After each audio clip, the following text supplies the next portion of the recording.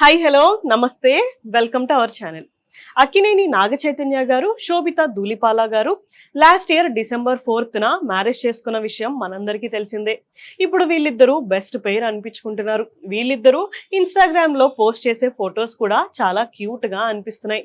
అయితే రీసెంట్ గా వీళ్ళిద్దరూ ఓకి ఇంటర్వ్యూ అయితే ఇచ్చారు.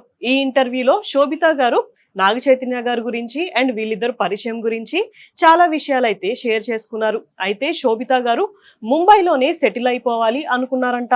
అంతేకాకుండా ఇండస్ట్రీకి సంబంధించిన పర్సన్ ని అసలు పెళ్లి చేసుకోకూడదు అని డిసైడ్ అయ్యారంట.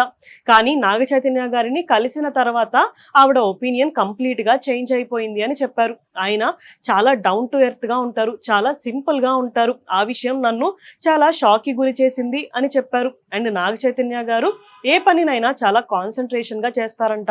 ఆయన చేసే పనిలోనే ఆయన హ్యాపీనెస్ ని వెతుక్కుంటారు. ఆ విషయం నాకు చాలా ఇష్టం అని శోభిత గారు షేర్ చేసుకున్నారు.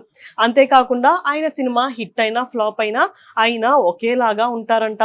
కస్టడీ మూవీ ఫ్లాప్ అయినప్పుడు ఆయన ఎలా ఉన్నారో ఇప్పుడు తండేల్ మూవీ బిగ్గెస్ట్ హిట్ అయిన తర్వాత కూడా ఆయన ఒకేలాగా ఉన్నారు అని చెప్పారు. అండ్ వీళ్ళిద్దరూ ఎలా కలిశారు అనే క్వశ్చన్ రావడంతో శోభిత గారు ఒకరోజు ఆస్క్ మీ ఎనీథింగ్ అనే ఒక సెషన్ నేను ఇన్స్టాగ్రామ్ లో చేస్తున్నప్పుడు మీరు నాగ చైతన్య గారిని ఎందుకు ఫాలో అవ్వట్లేదు అని ఒకరు క్వశ్చన్ చేశారంట.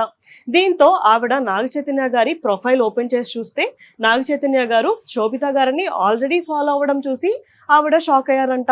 అప్పటి నుంచి నాగ చైతన్య గారిని ఆవిడ కూడా ఫాలో అవ్వడం స్టార్ట్ చేశారంట.